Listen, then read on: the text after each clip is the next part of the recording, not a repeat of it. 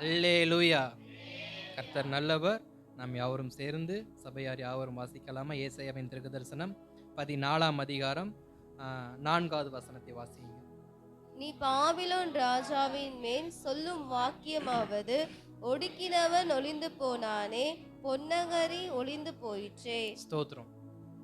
இங்க ஏசாயா தீர்க்கதரிசியின் மூலமாய் கர்த்தர் தமது இஸ்ரவேல் ஜனங்களுக்கு சொல்லுகிற ஒரு நல்ல ஒரு வாக்கியம் என்னவென்றால், நீ பாபிலோன் ராஜாவின் மேல் சொல்லும் வாக்கியமாவது, ஒடுக்கினவன் ஒளிந்து போனானே, ஒடுக்கினவன் ஒளிந்து போனானே அப்படிங்கிற அந்த வார்த்தைய பாபிலோனை பார்த்து தேவன் தம்முடைய தீர்க்கதரிசி மூலம் என்ன பண்றாரு, சொல்றாரு. எங்க? இஸ்ரவேலுக்குள்ள இஸ்ரவேல் ஜனங்களுக்குள்ள பாபிலோனை பார்த்து அந்த வார்த்தை வருது, உன்னை ஒடுக்கின இவன் ஒளிந்து போனான். அப்ப வார்த்தை என்னவென்றால், ஒடுக்கினவனை ஒளிந்து போக பண்ணுவார், ஒடுக்கினவனை ஒளிந்து போக பண்ணுவார், இல்லை என்றால் ஒடுக்கினவனை துரத்தி விடுவார். அல்லேலூயா. ஒடுக்கினவனை துரத்தி விடுவார். இதுதான் இன்றைக்கு செய்தியின் தலைப்பு. அப்ப இஸ்ரவேல் ஜனங்களை எத்தனையோ ஜனங்கள் ஒடுக்கினார்கள். ஏசாயாவின் புஸ்தகத்துல 60ஆம் அதிகாரத்துல 14வது வசனத்தை நாம் வாசிக்கும் பொழுது அங்க ஒரு வார்த்தை அழகா இப்படி சொல்லப்பட்டிருக்கும், உன்னை ஒடுக்கினவர்களின் பிள்ளைகளும் குனிந்து உன்னிடத்தில் வந்து உன்னை அசட்டை பண்ணின யாவரும் உன் காலடியில் பணிந்து உன்னை கர்த்தருடைய நகரம் என்றும் இஸ்ரவேலுடைய பரிசுத்தரின் சீயோன் என்றும் சொல்லுவார்கள். இந்த வசனம் இந்த வருஷத்துடையதான வாக்குத்தத்தம் உள்ள ஒரு அதிகாரம். நம்முடைய சபைக்கு கர்த்தர் கொடுத்த சின்னவன் 1000 சிறியவன் பலத்த ஜாதியும் ஆவான்னு சொல்லப்பட்ட நம்ம சபையின் பிரதானமான வாக்குத்தத்தம் இருக்கிற அதிகாரத்துல இதுவும் ஒரு வார்த்தை. உன்னை ஒடுக்கினவனுடைய பிள்ளைகள் உன்னிடத்தில் குனிந்து உன்னை அசட்டை பண்ணினவர் உன்னிடத்தில் பணிந்து உன்னை தொழுது கொள்வார்கள், நீ கர்த்தருடைய நகரம் என்று. நீ கர்த்தருடைய நகரம் என்று உன்னை வந்து பணிந்து கொள்வார்கள், தொழுது கொள்வார்கள்னு இதே ஏசாயா தான் ஜனங்களை பார்த்து சொல்றார். அப்ப தேவன் தமது ஜனங்களை ஒடுக்குகிறவர்களை அவர் துரத்துகிறவராக என்ன பண்றார், இருக்கிறார். ஏன்னா நம்ம சபையின் இந்த மாதத்தின் வாக்கு தத்தம் என்ன, உங்களை பாய்க்கிலும் பலத்த ஜாதிகளை துரத்துவீர்கள். அப்ப யாரை பார்த்து சொன்னாரு? இஸ்ரவேல் ஜனங்களை வந்து கானான் தேசத்தை பார்த்து கர்த்தர் சொன்ன வார்த்தை அது. இஸ்ரவேல் ஜனங்கள் கானான் தேசத்தில் இருக்கிற இவர்களை பார்க்கிலும் பெருத்த பலத்த 7 ஜாதிகள், அங்க ஒரு ஒரு சம்பந்தப்பட்ட மக்கள் 7 விதமான மக்கள் இருக்கிறாங்க, 7 விதமான பழக்க வழக்கம் உள்ள மக்கள் இருக்கிறாங்க, 7 விதமான கலாச்சாரம் உள்ள மக்கள் இருக்கிறாங்க. 7 ஜாதிகள் என்றால் இங்க இருக்கிற ஜாதிகள் அது கலாச்சாரத்தை குறிக்குது. 7 கலாச்சாரங்கள், 7 பழக்க வழக்கங்கள், 7 விதமான மொழிகள், அவங்களுடைய பின்பற்றக்கூடியதான நம்பிக்கைகள், இப்படி 7 விதமா இருக்கிறதான காரியங்களை எல்லாம் நான் துரத்துவேன், நீங்க துரத்துவீங்க அப்படின்னு தான் வார்த்தை கொடுக்கப்பட்டது. அதே வார்த்தை இங்கே கொடுக்கிறாரு, பாபிலோனை பார்த்து உன்னை ஒடுக்கின இவன் என்ன பண்ணுவான், ஒளிந்து போவான் என்று சொல்லி. மேல இருக்கிற வசனங்கள் அப்படியே வாசிக்கலாமா? 1, 2, 3, 4 வசனத்தை தொடர்ந்து வாசிக்கலாமா? கர்த்தர் யாக்கோபுக்கு இறங்கி பின்னும் இஸ்ரவேலரை தெரிந்து கொண்டு அந்நியரும் அவர்களோட சேர்க்கையாகி யாக்கோபின் வம்சத்தோட கூடிக்கொள்வார்கள். ஜனங்கள் அவர்களை அழைத்து கொண்டு போய் அவர்கள் ஸ்தானத்தில் விடுவார்கள். இஸ்ரவேல் வம்சத்தார் கர்த்தருடைய தேசத்திலே அவர்களை வேலைக்காரராகவும் வேலைக்காரிகளாகவும் கையாண்டு தங்களை சிறையாக்கினவர்களை சிறையாக்கி தங்களை ஒடுக்கினவர்களை ஆளுவார்கள். கர்த்தர் உன் துக்கத்தையும் உன் தத்தளிப்பையும் நீ அடிமையாக்கப்பட்டிருந்த கடினமான அடிமைத்தனத்தையும் நீக்கி உன்னை இளைப்பார பண்ணும் அக்காலத்திலே, எக்காலத்தில் இளைப்பாறுதலை உண்டு பண்ணுகிற அக்காலத்திலே நீ பாபிலோனின் ராஜாவின் மேல் சொல்லும் வாக்கியமாவது, ஒடுக்கினவன் ஒளிந்து போனானே, பொன்னகரி ஒளிந்து போயிற்றே. ஏன்னா பாபிலோனை குறிச்சு தங்கம் என்று தரிசனம் சொல்லப்பட்டிருக்கும். நீங்க தானியேல் புஸ்தகத்தை வாசிக்கிறப்ப தங்கம், வெள்ளி, வெண்கலம் இப்படின்னு தகரம்னு வரிசையா வரும். அதுல அந்த தங்கம் யாருன்னா, தங்கமான ராஜ்யம் எதுனா பாபிலோன் ராஜ்யம். அப்ப அங்க சொல்றது பொன் நகரமானது எப்படிப்பட்ட ஆயிருச்சு, ஒளிந்து போயிற்று. பாபிலோன் ராஜ்யம் எப்படிப்பட்ட ராஜ்யம்? பொன்னான ராஜ்யம், பொன் நகரம். அது பொன் நகரம் இப்ப என்ன ஆயிருச்சு? ஒளிந்து போயிருச்சு. அதற்கு மேல ஒரு வார்த்தை சொல்லுது, கர்த்தர் உங்களுக்கு இளைப்பாறுதல் கொடுக்கும் காலத்தில் நீங்க சொல்ல வேண்டிய வார்த்தை என்னவென்றால், என்னை ஒடுக்கினவன் ஒளிந்து போனான். என்னை ஒடுக்கினவன் ஒளிந்து போனான். காரணம் என்ன? அத்தனை பேரையும் கர்த்தர் ஒழித்து எனக்கு அவர் இளைப்பாறுதலை கொடுக்க அவர் உண்மை உள்ளவராய் இருக்கிறார். 3வது வசனத்தின் கடைசி வார்த்தை சொல்லுகிறது, ஒடுக்கினவர்களை ஆளுவீர்கள். அப்படித்தானே போட்டிருக்கு? ஒடுக்கினவர்களை ஆளுவார்கள். ஸ்தோத்திரம். அதுக்கப்புறமா 3வது வசனத்தை சொல்லப்பட்டிருக்கிறதுக்கு, உனக்கு இளைப்பாறுதல் என்ன பண்ணுவேன்? கொடுப்பேன். 4வது வசனம்தான், ஒடுக்கினவனை நான் ஒளிந்து போக பண்ணுவேன் என்று சொல்லி கர்த்தர் தமது ஜனங்களுக்கு ஒரு தெளிவான வார்த்தையை கொடுக்கிறாரு. உன்னை பார்க்கிலும் பாபிலோன் எவ்வளவு பெரிய பலமுள்ள ராஜ்யமாய் இருந்தாலும், சாம்ராஜ்யமாய் இருந்தாலும், அதை நீ என்ன பண்ணுவ? துரத்துவ. உனக்காக நான் அதை துரத்துவேன். உன்னை ஒடுக்கின ஒருவரை நான் என்ன பண்ண மாட்டேன்? விட்டு வைக்க மாட்டேன். நீங்க யாத்திராகம புஸ்தகத்துல, எண்ணாகம புஸ்தகத்துல, லேவியராகம புஸ்தகத்துல, ஏன் ராஜாக்கள் புஸ்தகத்துல எல்லாம் யுத்தங்கள் எப்படி வந்துச்சுன்னு நினைக்கிறீங்க? ஒவ்வொரு யுத்தங்களையும் கர்த்தர் மனதில் வைத்து வைத்து வைத்து வைத்து தான் நம்ம ராஜாக்கள் அனுப்புவார். இவன் இந்த வழியா வரப்ப இப்படி பண்ணா, அவனை விட்டு வைக்காத. இவன் இந்த வழியா வரும்போது ஜனங்களை இப்படி ஏளனம் பண்ணா, அவனை விட்டு வைக்காத. இப்படி ஒவ்வொரு ஜனங்களையும், தமது ஜனங்களை ஒடுக்க நினைத்ததான ஒவ்வொருவர்களையும் கர்த்தர் பின் நாட்கள்ல தம்முடைய ஜனங்களுக்கு என்ன பண்ணாரு? ஒப்பு கொடுத்தார் என்பதை நீங்க ராஜாக்கள் புஸ்தகத்தை வாசிச்சா தெளிவா புரியும். அதுலயும் தாவீது சம்பவம் வரப்ப, சாமுவேல் சம்பவம் சவுல் சம்பவம் வரப்பெல்லாம் பாக்குறப்ப சொல்லி சொல்லி அனுப்புவார், இவனை விட்டு வைக்காத, இவன் இப்படிலாம் பண்ணா, தமது ஜனங்களை பண்ணா, இவ்வளவு ஒடுக்கம் கொடுத்தான், இவ்வளவு நெருக்கம் கொடுத்தான், இவ்வளவு பாரம் கொடுத்தான், இவ்வளவு இடையூறு பண்ணா, விட்டு வைக்காத, அவனை மொத்தமா என்ன பண்ணிரு, அழித்து விடு என்பதை கர்த்தர் தெளிவாக சொன்னார்.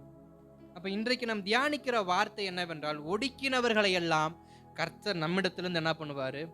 துரத்துவார். நம்ம எந்த காரியங்கள் ஒடுக்குகிறதோ, எந்த மனிதர்கள் நம்மை ஒடுக்கிறார்களோ, நாம் எழும்பக்கூடாது என்றோ, இல்ல நம்முடைய பெயர் வெளியில வந்துட விடாது என்று சொல்லி என்றோ, இல்ல நம்மை பார்க்கலும் அவன் நல்லவனா வந்துருவானோ என்றோ, இல்ல ஆசீர்வதிக்கப்பட்டுருவானோ என்றோ, இப்படி பல காரியங்களை நமக்கு நேராக வைத்து நம்மை ஒடுக்க நினைக்கலாம். பாலாக்கு பீலையாமை கூட்டிக் கொண்டு இஸ்ரவேல் ஜனங்களை சபிக்க ஒரே ஒரு காரணம் என்ன? அவர்கள் ஆசீர்வதிக்கப்பட்டவர்களா இருக்கிறாங்க, அவர்கள் ஜனத்துல பெரியவங்களா இருக்கிறாங்க, அவங்க கிட்ட ஆடு மாடுகள் மிருக ஜீவன்கள் அதிகமா இருக்கு. ஒரு நாள் இவர்கள் நமக்கு விரோதமா கண்டிப்பா என்ன பண்ணுவாங்க? செயல்படுவாங்க. இவங்க எழும்பவே கூடாதுன்னு தான் பாலாக் பீலையாம கூட்டிட்டு இஸ்ரவேல் ஜனங்களை சபிக்க சொன்னான். ஆனா கர்த்தர் என்ன பண்ணாரு? சபிக்க விடல, ஒடுக்கினவனையே ஓடி போக வச்சார். ஒடுக்கும்படிதான் பாலாக்கு பீலையாம கூட்டிட்டு வந்தான். ஆனா பீலையாமே கர்த்தர் ஓட வச்சார். அப்ப நீங்க விசுவாசிக்கிற ஒரே ஒரு வார்த்தை, உங்களை ஒடுக்குவதற்கு எந்த மனிதனை யார் கூட்டிட்டு வந்தாலும் ஓட வைக்கிறது கர்த்தர் உண்மை உள்ளவர். ஓட வைக்கிற கர்த்தர் உண்மை உள்ளவர். கழுதையிலிருந்து ஓட வைப்பாரு, கழுதையை விட்டு இறங்கி வந்தாலும் ஓட வைப்பாரு. ஏன்னா ஓட வைக்கிறதுன்னு முடிவு பண்ணிட்டாக்க அவர் என்ன பண்ண மாட்டார்? பாரபட்சம்லாம் ஒண்ணு அப்படியே ஓட விட்டுருவாரு. அதனால இஸ்ரவேல் ஜனமாய் இருக்கிற கர்த்தருடைய ஜனமாகிய நாம் எதற்கும் என்ன பண்ண வேணாம்? பயப்பட வேண்டாம். என் வாழ்க்கை இப்படி ஒடுக்கப்படுதே, அவர்கள் எவர்களா இருந்தாலும் அவர் பார்த்துக் கொள்வார். அல்லேலூயா. எவர்களா இருந்தாலும் அவர் பார்த்துக் கொள்வார். என தம்முடைய ஜனங்களை, இஸ்ரவேலை காக்கிற தேவன் தூங்குவதும் இல்லை, அவர் உறங்குவதும் இல்லை.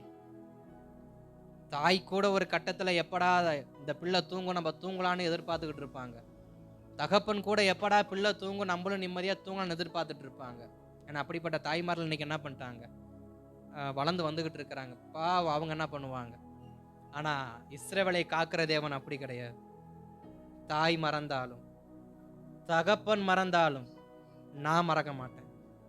ஏன்னா அவருக்கு தெரியும் இவங்கெல்லாம் மறப்பாங்க அப்படின்னு.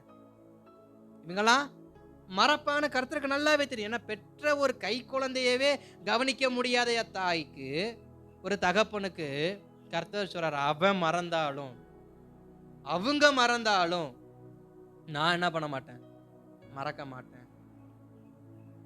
அப்ப இஸ்ரவேல் ஜனங்களை காப்பாற்றுவதில் கர்த்தர் அவ்வளவு உண்மை உள்ளவரா இருக்கிறார். அவர் மேல் அசைவாடி கொண்டே இருக்கிற ஒரு நல்ல தெய்வம். அதனாலதான் பாவம் அந்த குழந்தைங்களுக்கு தெரியல தனக்கு விரோதமா இத்தனை பேர் எழும்பி வராங்கன்னு. ஆனா படைத்தவருக்கு தெரியும். பார்த்துக்கிட்டே இருந்தாரு. எல்லாவற்றையும் ஒழித்து தமது ஜனங்களை முன்னோக்கி என்ன பண்ணார், கொண்டு போனாரே தவிர தமது ஜனங்களை எந்த இடத்திலும் கர்த்தர் கைவிட்டார் என்று சொல்வதற்கு இடம் இல்லாதபடிக்கு கர்த்தர் தமது ஜனங்களை நடத்தினார். அல்லேலூயா. அப்ப ஒடுக்கினவர்களை அவர் ஓட வைப்பார். நம்மை ஒடுக்கின யாரா இருந்தாலும் கர்த்தர் துரத்துறதற்கும் ஓட வைக்கிறதற்கும் அவருக்கு வல்லமை உண்டு. ஏன்னா அவரை போல இப்படிப்பட்ட காரியங்களை செய்யறதுக்கு யாரும் கிடையாது. இன்னொரு காரியத்தை நான் சொல்லட்டுமா? இது இந்த பைபிள்ல இருந்து வெளியில இருந்து பார்த்தோம்னாக்க, நான் ஒரு முறை பைபிளுக்குள்ள இருந்து பார்க்காம பைபிளை வெளியில இருந்து பார்த்தேன். எப்படி பார்த்தேன்னா, ஆபிரகாமை இவரு தெரிஞ்சுக்கிட்டாருன்றதுக்காண்டி ஒரு ஜாதியவே துரத்துறது நியாயமா அப்படின்னு. ஆபிரகாம்ங்கிற ஒரு மனுஷனுக்கு சந்ததியே கிடையாது, அவனுக்கு பிள்ளையே கிடையாது. உண்மைதானே? ஆபிரகாமுக்கு பிள்ளையே கிடையாது. பிள்ளை இல்லாதவனை அழைச்சி பிள்ளைய கொடுப்பேன்னு வாக்குத்தத்தம் கொடுத்து, பிறக்காத பிள்ளைக்கு இல்லாத சந்ததிக்காக ஒரு தேசத்தையே கர்த்தர் துரத்துறாருன்னா இது எப்படிப்பட்ட ஓர வஞ்சனையா இருக்கும்? கொஞ்சம் யோசிச்சு பாருங்க. நீங்க வாக்குத்தத்தமா எதையும் பார்க்காதீங்க, கொஞ்சம் நடைமுறையில பாருங்க. இல்லாத ஒன்றை இருக்கிறது போல் அழைத்து, இல்லாத ஒரு சந்ததிக்காக இருக்கிற சந்ததியை பூரா என்ன பண்ணாரு, துரத்தினார். வரப்போகிற ஆசீர்வாதத்துக்காக ஆசீர்வாதத்துக்குள் இருக்கிறவனை பூரா விரட்டினார். வெளியில இருந்து பார்த்தாக்க வேதம் நமக்கு ஓரவஞ்சனை காட்டுற மாதிரி தான் இருக்கும். ஏன்னா யாக்கோபா நேசிச்சேன், ஏசாவை என்ன பண்ணேன், வெறுத்தேன் இருக்கும். வெறுக்க காரணம் கிடையாது, நேசிக்க காரணம் கிடையாது. அப்ப சில தேவ அன்புக்கு காரணமே இருக்காது. சில தேவ அன்புக்கு காயின் ஆபேல் சம்பவத்திலையும் அதே தான். ஏன் காயினுடைய காணிக்கை எதுக்குன்னே தெரியாது. சில இடங்கள்ல தேவனுடைய அன்பு நம்ம புரிஞ்சுக்கவே முடியாது. ஏன் இந்த அன்பை அவர் கொடுக்கிறாருன்னு நமக்கு என்ன பண்ண முடியாது, தெரிஞ்சுக்க முடியாது. அதே போலதான் நம்மேல் ரட்சிக்கப்பட்ட இந்த கூட்டத்தின் மேல வச்சிருக்கிற அன்பை அவர் என்னைக்கு என்ன பண்ண போறதில்ல, மாத்த போறது. ரட்சிக்கப்பட்ட இந்த சபைக்கு, ரட்சிக்கப்பட்ட தேவ ஜனங்களுக்கு அவர் சொன்னதை செய்வாரே தவிர, துரத்துவாரே தவிர, நம்மை பின்வாங்க வைத்து நம்மை ஓட வைக்க அவர் ஒரு நாளும் நம்மளை விட்டு கொடுக்க மாட்டார். வெளியில இருந்து பார்க்க ஓர வந்தனை பார்க்குற மாதிரி போட்டி பொறாம மாதிரி தான் இருக்கும். அது அவருடைய அன்பு, அதுக்கு நம்ம எதுவுமே சொல்ல முடியாது. அது அவருடைய அன்பு. சரி, இருக்கட்டும். ஆமோஸின் தீர்க்க தரிசனத்தை திருப்பிக் கொள்ளுங்க. அது 4ஆம் அதிகாரத்தின் 1-2 வசனத்தை வாசியுங்களேன். கர்த்தர் எப்படி துரத்துவார் என்பதற்கு ஒரு சின்ன உதாரணமாக சமாரியாவை அங்க ஆமோஸ் சொல்ற அந்த வசனத்தை வாசியுங்க. ஆமோஸ் 4:1-2. ஆசானின் மாடுகளே, நீங்கள் இந்த வார்த்தைகளை கேளுங்கள்.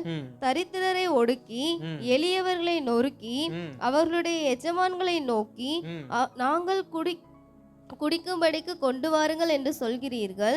இதோ கர்த்தராகிய ஆண்டவர் உங்களை துருடர்களாலும் உங்கள் பின் சந்ததியை மீன் பிடிக்கிற தூண்டில்களாலும் இழுத்து கொண்டு போகும் நாட்கள் வரும் என்று அவர் தம்முடைய பரிசுத்தத்தை கொண்டு ஆணையிட்டார். ஸ்தோத்திரம்.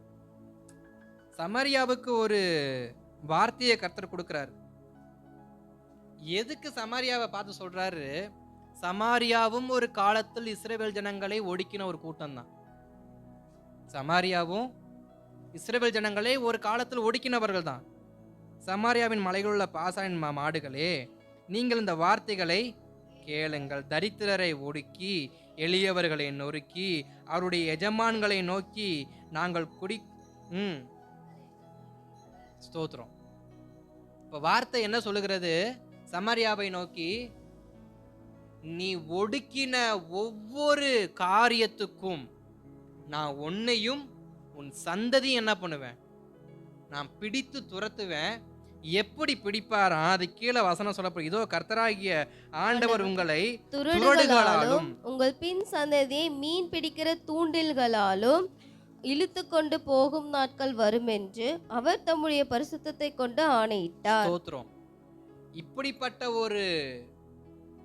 ஒரு துரத்துதலை எடுக்கிற காரியத்தை நம்மளால பார்க்க முடியாது. துரடு உங்களுக்கு நல்லா தெரியும். அதில் மாட்டினா அமைதியா இருந்துட்டா அந்த இடத்துல மட்டும்தான் காயம் போடும். அந்த துரடி எந்த இடத்துல படுதோ அந்த இடத்துல மட்டும்தான் காயம் போடும். ஆனா கொஞ்சம் திமிருத்தனம் பண்ணோம் அப்படின்னா அது நம்மள அப்படியே நம்முடைய தோலை கிழிச்சுக்கிட்டே வரும். ஆடுகள் மேய்க்கிறவங்க அந்த காரியத்தை வச்சிருப்பாங்க.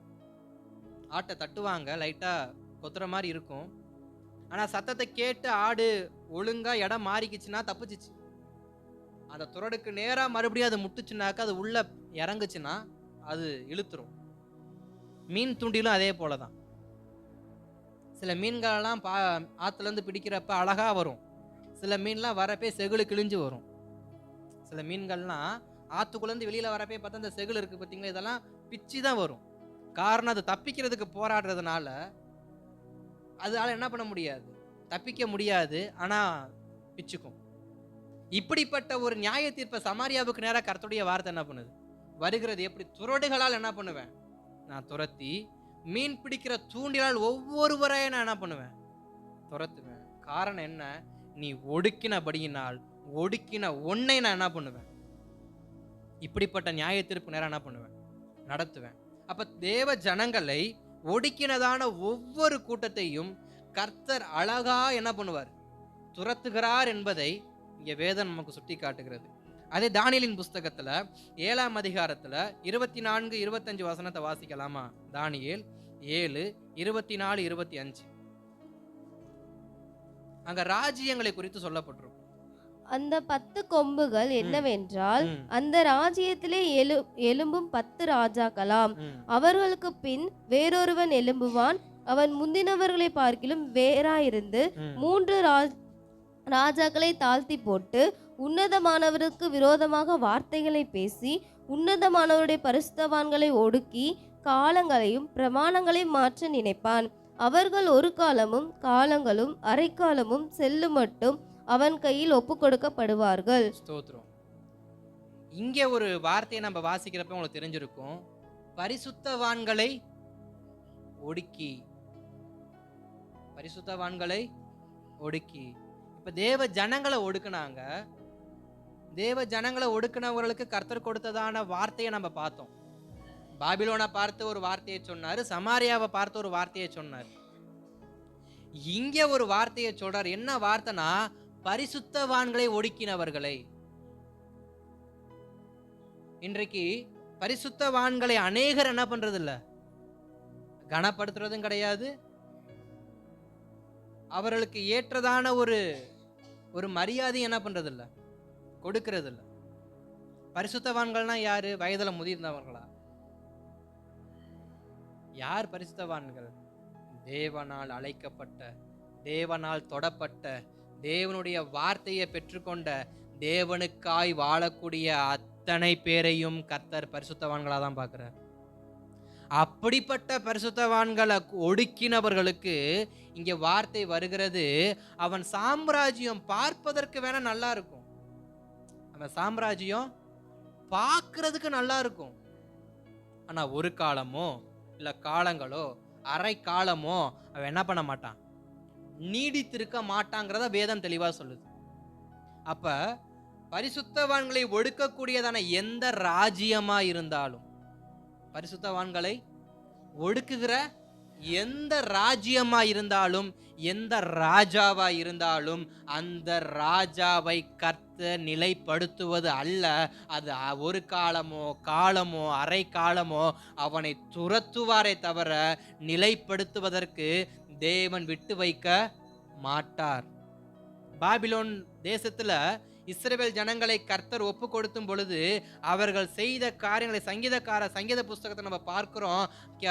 பாபிலோன் ஆறுகள் அருகே நாங்கள் கிண்ணறங்களை வாசித்து கொண்டு உட்கார்ந்து இருந்தோம். அந்த நகரத்தில் தேவனுக்கு பாட வேண்டிய ஓய்வு நாள் பாட்டை இந்த நகரத்தில் பாடுங்கள், உங்கள் தேவனை நான் பார்க்கிறேன், உங்கள் தேவன் எப்படிப்பட்டவர், உங்களை காப்பாற்றுவாரான்னு தேவனை தூஷித்ததான பாபிலோனியர்களுக்கு கர்த்தர் கொடுத்த தண்டனை தான் என்னது?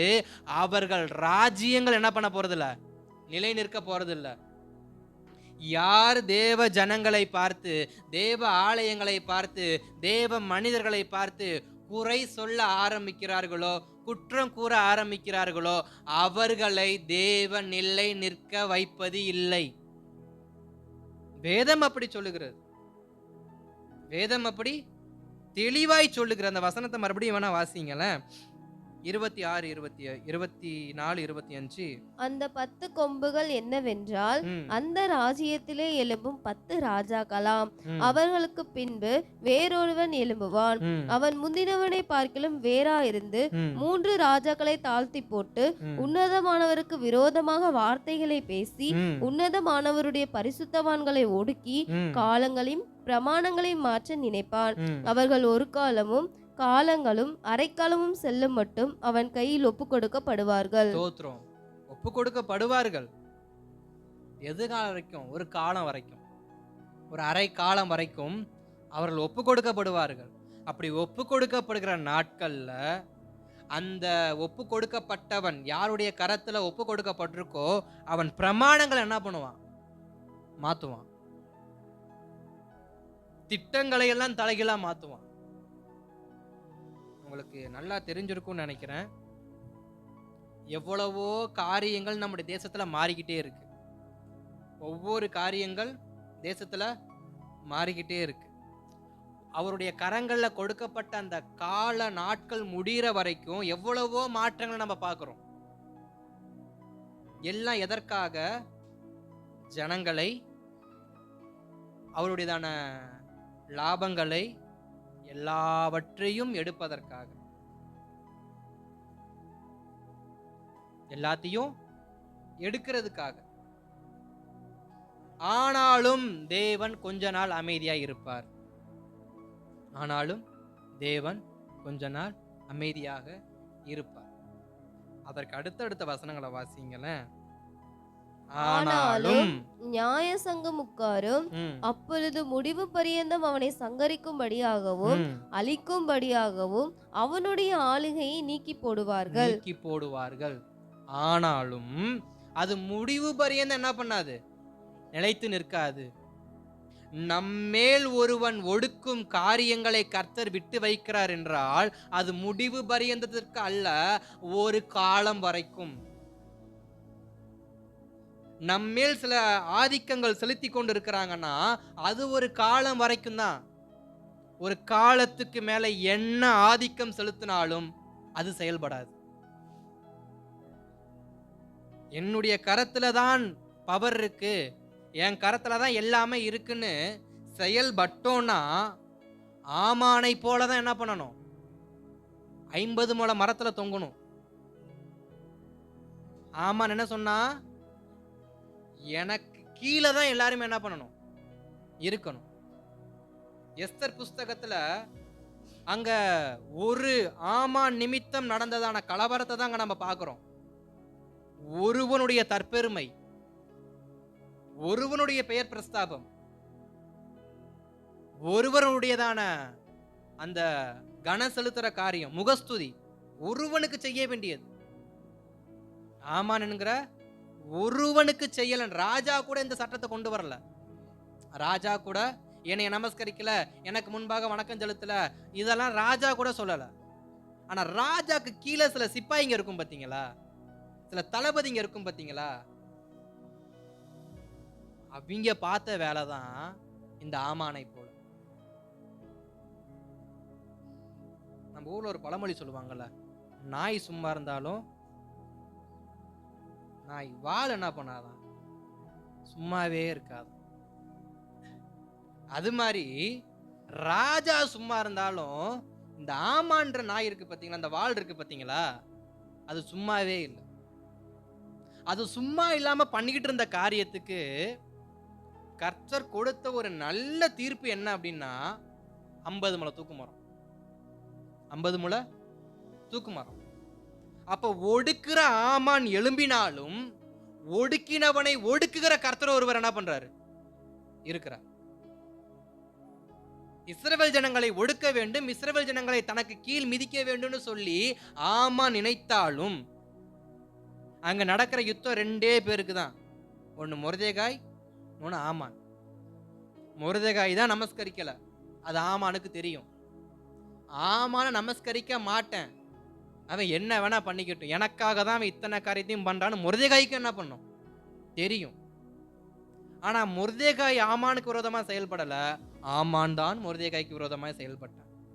அப்ப யாரை ஒடுக்க யாரு செயல்படுறா, தேவ ஜனங்களை ஒடுக்கும்படி ஆமான் செயல்பட்டான், ஆமானை ஒடுக்கும்படி கர்த்தர் செயல்பட்டார். புரிஞ்சிருக்கும்னு நினைக்கிறேன். யார் யாரை ஒடுக்க நினைச்சாலும் ஒரு காரியத்தை மாத்திரம் புரிந்து கொள்ளுங்க, நாம் தேவ பிள்ளைகளாய் இருப்போம் என்றால் ஒடுக்கினவனை ஒடுக்குவது கர்த்தரா இருக்கும். மொர்தெகாய் தேவ மனிதனாய் மாத்திரம் தான் இருந்தார், ஜெபிக்கிறதுல உண்மையா இருந்தார். தன்னுடைய மகளாய் பாவித்த எஸ்தர் கிட்ட ஜெபிக்க சொன்னார், நீ ஜெபிமா. அந்த எஸ்தரும் தன் தாதிமாரோடு சேர்ந்து ஜெபிக்க ஆரம்பிச்சாங்க. அப்ப தேவ மனிதன் என்பவன் உண்மையாக கர்த்தருடைய சமூகத்தில் ஜெபிக்கிறவனாய் காணப்பட்டால் அவனுக்காய் கர்த்தர் செயல்படுவார். ஜெபிக்கிற ஒருவனை ஒடுக்க ஒரு சேனையை எழும்பினாலும் ஜெபிக்கிறவனுக்காக கர்த்தர் எழும்புவார். ஜெபிக்கிறவனுக்காக கர்த்தர் எழும்புவார். தானியேல் என்கிற ஜெபிக்கிற ஒரு தேவ மனுஷனுக்கு விரோதமாய் ராஜா எழும்பினாலும் தானியேலுக்காக கர்த்தர் எழும்புவார்.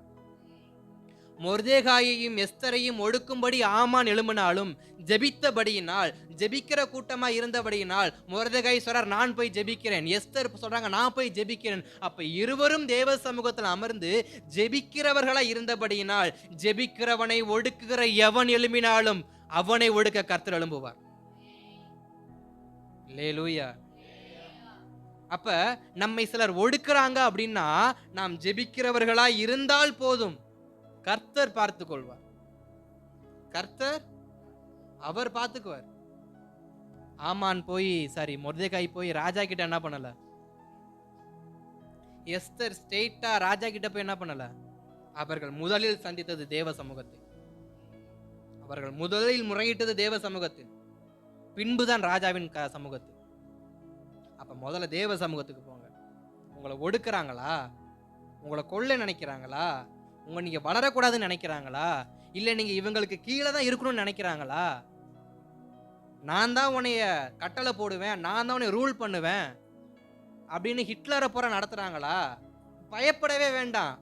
அங்க ஒருத்தர் இருக்கிறார், ஹிட்லரையும் படைத்தவர் ஒருவர் இருக்கிறார். ஹிட்லரை தோற்கடிக்க யாராலையும் முடியாது, இது உலகம் அறிந்த உண்மை. ஆனா ஹிட்லரால அவன் மரணத்தை தோற்கடிக்க முடியாது. ஹிட்லரை யாராலையும் தோற்கடிக்க முடியாது. ஆனா ஹிட்லரால அவருடைய மரணத்தை என்ன பண்ண முடியாது, தோற்கடிக்க முடியாது. மரணத்தை கொடுக்கிற கர்த்தரை ஒண்ணும் பண்ண முடியாது.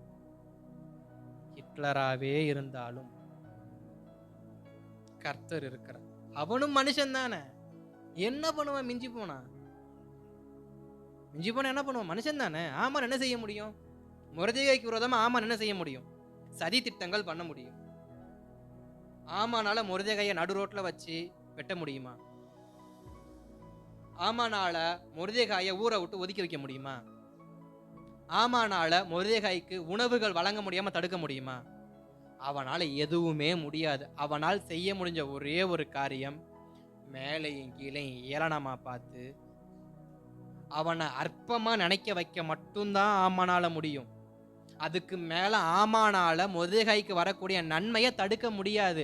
உங்களுக்கும் ஒரு வார்த்தையை சொல்றேன், உங்களுக்கு வர வேண்டிய நன்மையை யாராலையும் தடுக்க முடியாது. உங்களை அற்பமா பார்த்தாலும் தவிர, ஆனா உங்களுக்கு வர வேண்டிய நன்மைகளை ஒருவராலும் தடுக்க முடியாது. அது ஆமானா இருந்தாலும் சரி, பிசாசா இருந்தாலும் சரி, பாபிலோன் ராஜாவா இருந்தாலும் சரி, பெற்ற தாய் தகப்பனா இருந்தாலும் சரி. நமக்கு ஒன்றை கர்த்தர் கொடுக்க முடிவு பண்ணிட்டாரோ, அதை தடுக்க யாராயினும் முடியாது. யாரானாலும் முடியாது. அப்ப ஒடுக்கினவன் எவ்வளவாய் ஒடுக்கினாலும் ஒடுக்கினவனை ஒடுக்க வைக்க கர்த்தர் ஒருவர் இருக்கிறார். ஒடுக்கினவனையும் ஒடுக்க வைக்க கர்த்தர் இருக்கிறார். அப்ப பரிசுத்தவான்களை ஒடுக்கிறவர்கள், ஜெப வீரர் ஜெபிக்கிறவர்களை ஒடுக்கிறவர்கள், தேவனை ஆராதிக்கிற ஒடுக்கிற கூட்டங்கள் இன்றைக்கும் தேசத்தில் இருக்கத்தான் செய்கிறது. ஆனால் வேதம் சொல்லுகிறது, அவனுக்கு கொடுக்கப்பட்ட காலமோ கொஞ்சம். நீ செய்கிறத செய், நீ செய்கிறத செய். காலமோ அரை காலமோ ஒரு காலமோ உன் கரத்துல கொடுத்திருக்கிறேன். ஆனா அது உனக்கு நிரந்தரமானது கிடையாது. நம்முடைய தேசத்துல சபைகளுக்கு விரோதமா, ஊழியத்திற்கு விரோதமா, வேத வசனத்துக்கு விரோதமா நடக்கிற எல்லாமே நடக்கும் கொஞ்ச காலத்துக்கு. அது காலமோ அரை காலமோ ஒரு காலமோ கொஞ்ச காலத்துக்கு. அது நிரந்தரம் கிடையாது. ஆனாலும் 26 சொல்கிறது,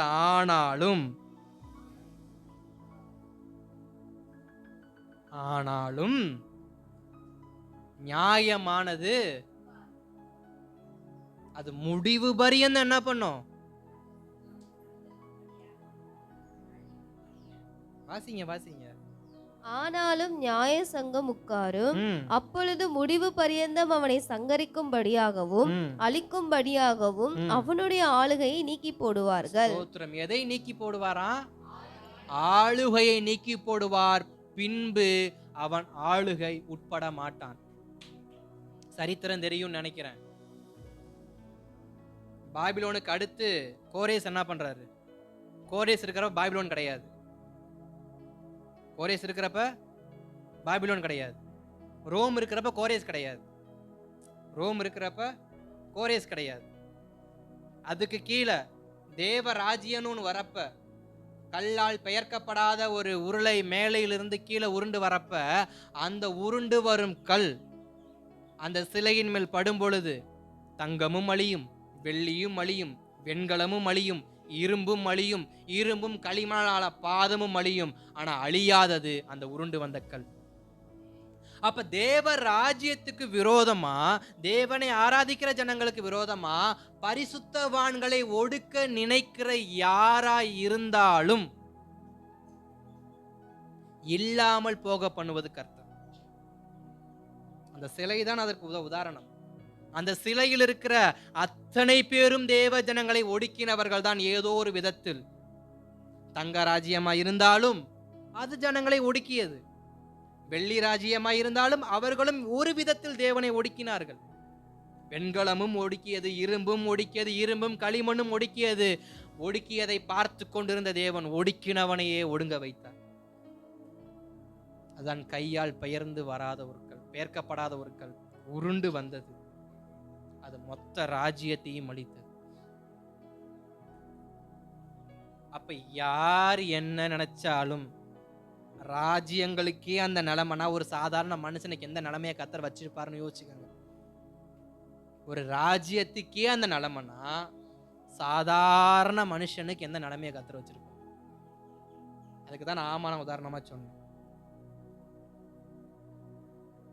நீங்க ஜெபிக்கிறவங்களா இருந்தா, நாம ஜெபிக்கிறவங்களா இருந்தா, நாம தேவன் ஆராதிக்கிறவங்களா இருந்தா, நாம பரிசுத்தத்தை காத்து கொள்ளுகிறவர்களா இருந்தால் பரிசுத்தவான்களை ஒடுக்கினவனை கர்த்தர் ஒடுங்க செய்யும். இதை செய்யாமல் கர்த்தாவே என்னை நிந்தித்தவர்களை, என்னை துன்பப்படுத்தினவர்களை, என்னை அவமானப்படுத்தினவர்களை, என்னை அசிங்கப்படுத்தினவர்களை பார்த்து கொள்ளும் என்றால் இது நடக்காது, இது நடக்காது. அதற்கு பதிலாக நீங்க ஜெபத்தில் தரித்திருந்து, உபவாசத்தில் தரித்திருந்து, பரிசுத்தத்தில் தரித்திருந்து, வேத வசனத்தில் தரித்திருந்து உண்மையாய் இருப்போம் என்றால் அப்படிப்பட்ட உண்மைகளை கர்த்தர் விளங்க பண்ணுவார். அதுல தான் கர்த்தர் ஸ்பெஷல். உண்மையை விளங்க பண்றதுல கர்த்தரை தவிர வேற நிபுணர்கள் யாருமே கிடையாது. உண்மையை அப்பட்டமா வெளியில கொண்டு வந்து வெளிச்சமாக்குறதுக்கு கர்த்தரை தவிர ஒரு வல்ல நிபுணர் யாருமே கிடையாது. அதனால நாம் சரியான தேவனுக்கான காரியத்தில் இருப்போம் என்றால் கர்த்தர் நமக்காக செயல்படுவார். ஒடுக்கினவனை அவர் ஒடுக்குவார். நாம கவலைப்பட அவசியம் கிடையாது. அல்லேலூயா. அதேதான் எரேமியாவின் புஸ்தகத்துல 30ஆம் அதிகாரத்துல 20 முதல் 22 வசனத்தை வாசிக்கலாம். எரேமியா 30 20 முதல் 22 வசனத்தை வாசிக்கலாமா? அவர்கள் பிள்ளைகள் முன்போல் இருப்பார்கள். அவர்கள் சபை எனக்கு முன்பாக திடப்படும். அவர்களை ஒடுக்கின யாவரையும் தண்டிப்பேன். அவர்களுடைய பிரபு அவர்களில் ஒருவனாயிருக்க அவர்களுடைய அதிபதி அவர்கள் நடுவிலிருந்து தோன்றுவார். அவரை சமீபித்து வர பண்ணுவேன். அவர் சமீபித்து வருவார். என்னிடத்தில் சேரும்படி தன் இருதயத்தை பிணைப்படுத்துகிற இவர் யார் என்று கர்த்தர் சொல்கிறார். நீங்கள் என் ஜனமாயிருப்பீர்கள், நான் உங்கள் தேவனாயிருப்பேன். ஸ்தோத்திரம். இங்க இன்னொரு வார்த்தையை கர்த்தர் என்ன பண்றாரு? எரேமியாவுக்கு கொடுக்கிறாரு. என்ன வார்த்தை சொல்றாரு? யாக்கோபை பார்த்து 18வது வசனத்துல, இதோ நான் யாக்கோபுடைய கூடாரங்களின் சிறையிருப்பை திருப்பி அவன் வாசஸ்தலங்களுக்கு இரக்கம் செய்வேன். நகரம் தன் மண்மேட்டின் மேல் கட்டப்பட்டு அரண்மனை முன்போல நிலைப்படும். ஸ்தோத்திரம். அங்க இடிக்கப்பட்ட இஸ்ரவேல் ஜனங்களை பார்த்து கர்த்தருடைய வார்த்தை வருது. இடிக்கப்பட்ட ஜனங்களே, உங்களை நான் மறுபடியும் என்ன பண்ணுவேன்? கட்டுவேன். என் ஜனத்தை நான் மறுபடியும் கட்டுவேன். என் ஜனங்கள் ஒடுக்கப்பட்டதெல்லாம் போதும். என் ஜனங்களை ஒடுக்குனதெல்லாம் போதும். பாபிலோன் இதுவரைக்கும் எவ்வளவோ ஒடுக்கத்தை கொடுத்துட்டான். 70 வருஷங்களாக தேசங்கள் பாழாய் போயின. கோட்டான் குஞ்சுகளும் பாம்புகளும் வலு சர்ப்பங்களும் வௌவால்களும் தங்குகிற இடமாக தேவ ஜனங்களின் வீடுகள் மாறியது. இன்றைக்கும் சில வீடுகள் அப்படிதான் இருக்கு. உண்மைதானே? சில வீடுகள் அப்படித்தான் இருக்கு. வீடு வீடு மாதிரி இருக்காது. அது பாம்பு, தேளு, பூராம், பள்ளி இப்படிப்பட்ட ஜந்துக்கள் வாழக்கூடியதான வீடுகளா என்ன பண்ணுது? இருக்கு. காரணம் என்ன? ஒடுக்கினவன். இஸ்ரவேல் ஜனங்களை பாபிலோன் ராஜ்யம் ஒடுக்காமல் இருந்தால் அவர்கள் வாசஸ்தலங்கள் கோட்டான் குஞ்சுகளும் பாம்புகளும் வலு சர்ப்பங்களும் தேள்களும் தங்கத்தக்க வினோதமான இடங்களா மாறி இருக்காது. ஆனா அப்படிப்பட்ட ஒரு இடமாய் மாற காரணம் என்ன? ஒடுக்குதல். ஒடுக்குதல். அப்படி ஒடுக்கினவனை, அப்படி ஒடுக்கின பாபிலோனியரை பார்த்துதான் கர்த்தருடைய வார்த்தை வருது, என் ஜனத்தை மறுபடியும் நான் கட்டுவேன். நீ ஒடுக்குன, நீ இல்லாம போக பண்ண நினைச்ச, நீ அவர்கள் கூடாரங்களை மாத்த நினைச்ச, ஆனா நான் அவங்க கூடாரத்தை மறுபடியும் கட்டுவேன். நான் மறுபடியும் அவங்கள கட்டுவேன். மறுபடியும் மண்மேடுகள்ல நான் அவங்க வீட்டை கட்டுவேன். மறுபடியும் என் ஜனங்களை நான் குடியிருக்க வைப்பேன். ஒடுக்கின உன்னை மட்டும் என்ன பண்ண மாட்டேன்? விட்டு வைக்க மாட்டேன். நம்ம தேவனை போல ஒரு வைராக்கியம் பாராட்ட யாராலையும் முடியாது. தீர்க்கதரிசன புஸ்தகங்கள்லாம் எடுத்து பாருங்களேன். தமது ஜனங்களை அவர் திட்டுவார், தமது ஜனத்துக்கு நியாய தீர்ப்பை கொடுப்பாரு. அதே போல தமது ஜனத்திற்கு விரோதமாய் செயல்பட்ட அத்தனை பேருக்கும் நியாய தீர்ப்பு வச்சிருக்காரு. அத்தனை பேருக்கு நியாய தீர்ப்பு வச்சிருக்காரு. தேவன் நம்மை கண்டித்தாலும் நம்மை தண்டித்தாலும் அது நம்முடையதான ஸ்தோத்திரம் மறுரூபத்துக்காக தவிர, நம்முடைய மாற்றத்துக்காக தவிர, நம்மை ஒழிப்பதற்காக அல்ல. ஏன்னா வேதம் சொல்லுது, அவர் உங்களை குறித்து நினைத்திருக்கிற நினைவுகள் அனைத்தும் தீமைக்காக அல்ல, நன்மைக்காக. அப்ப நன்மைக்காக நினைத்திருக்கிறவர் நம்மை தண்டிக்கும் பொழுதும் நம்மை கொட்டும் பொழுதும் அது நமக்கு வலிக்கத்தான் செய்யும். ஆனா அது நம்மை குன்றி போக பண்ணுவதற்காக அல்ல, நம்மை திருத்திக் கொள்வதற்காக. ஆனா அதே தேவன் அப்படியே தமது ஜனங்களை ஒடுக்கினவர்களுக்கு நேரா திரும்பும் பொழுது அவர்கள் ஒருவரும் மிச்சம் இருக்க மாட்டாங்க. தமது ஜனத்தை கண்டிக்கும் பொழுது தமது ஜனங்களை கர்த்தர் மீதம் வைக்கிறார். ஆனால் தமது ஜனத்தை ஒடுக்கினவர்களை அவர் நியாயம் தீர்க்கும் பொழுது ஒருவரையும் மீதம் வைக்கிறது கிடையாது. ஒருவரையும். அதுதான் வித்தியாசம். ஏசாயாவை புரட்டி பாருங்க, எரேமியாவை புரட்டுங்க, எசேக்கியேலை புரட்டுங்க, நீங்க ஆமோஸ், மல்கியா எல்லாத்தையும் புரட்டி பாருங்க. அவர் சொல்ற ஒரே ஒரு தீர்க்க தரிசனம் என்னவென்றால், தமது ஜனத்திற்கு விரோதமாய் எழும்பினவனை நான் சும்மா விடுவது இல்லை. அதுதான், ஒடுக்கினவன் ஒளிந்து போவானே தவிர, ஒளித்து விடுவேனே தவிர அவனை நான் வளர்த்து விடுவது இல்லை என்பதில் கர்த்தர் தமது வார்த்தைகளில் மிக மிக உண்மை உள்ளவராக இருக்கிறார். அதே ஏசாயாவின் தீர்க்க தரிசனத்துல 52ஆம் அதிகாரத்துல 3 முதல் சில வசனத்தை வாசிங்களேன். அங்க ஒரு வார்த்தையை ஏசாயாவுக்கு கர்த்தர் கொடுப்பார். விலையின்றி விற்கப்பட்டீர்கள், பணமின்றி மீட்கப்படுவீர்கள் என்று கர்த்தர் சொல்கிறார். பூர்வத்தில் என் ஜனங்கள் தங்கும்படி எகிப்துக்கு போனார்கள், அசிரியனும் முகாந்திரமில்லாமல் அவர்களை ஒடுக்கினான் என்று கர்த்தராகிய ஆண்டவர் சொல்கிறார். போதும் போதும் போதும். என்ன வார்த்தை சொல்லப்பட்டிருக்கிறது? முகாந்திரமில்லாமல் ஒடுக்கினான். முதல் வார்த்தைகள் ராஜாக்களை குறித்து சொல்லப்பட்டது. இரண்டாவது பரிசுத்தவான்களுக்கு விரோதமாய் ஒடுக்குதலை நம்ம பார்த்தோம். இப்போ ஒரு வார்த்தை வருகிறது, என்னன்னா முகாந்திரமில்லாமல் ஒடுக்கினவன். அசிரியன் என் ஜனத்தை முகாந்திரமில்லாமல் ஒடுக்கினான். ஏன் அவன் ஒடுக்கினான்? என் ஜனங்களை ஒடுக்க அவனுக்கு என்ன ஒடுக்கப்பட்டிருக்கு? முகாந்திரம் இல்லாமல் செய்கிற காரியத்தையும் கர்த்தர் கவனிக்கிறார் என்பதை தேவ ஜனங்கள் புரிந்து கொள்ள வேண்டும். நமக்கு முகாந்திரம் இல்லாமல் ஒரு காரியம் நடக்குதுன்னா தேவ ஜனங்கள் சபையாராகிய நாம் கொஞ்சம் தேவ சமூகத்தை கவனிக்க வேண்டியது அவசியம். வசனத்தை மறுபடியும் வாசிங்க. விலையின்றி விற்கப்பட்டீர்கள், பணமின்றி மீட்கப்படுவீர்கள் என்று கர்த்தர் சொல்கிறார்.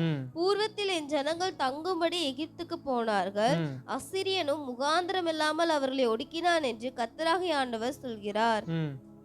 இப்பொழுது எனக்கு இங்கே என்ன இருக்கிறது? என் ஜனங்கள் விருதாவாய் கொண்டு போகப்பட்டார்கள், அவர்களை ஆளுகிறவர்கள் அவர்களை அலற பண்ணுகிறார்கள், நித்தமும் இடைவிடாமல் என் நாமம் தூஷிக்கப்படுகிறது என்று கர்த்தர் சொல்கிறார். அடுத்த காரியத்தை அசிரியன் என்ன பண்ணானா, நிந்தனைகளை என்ன பண்ணானா ஏற்படுத்தினான். தேவ தூஷணத்தை என்ன பண்ணான் ஏற்படுத்தினான். ஜனங்களை ஒவ்வொரு நாளும் அலற வச்சான். ஒவ்வொரு நாளும் அலற வச்சான்.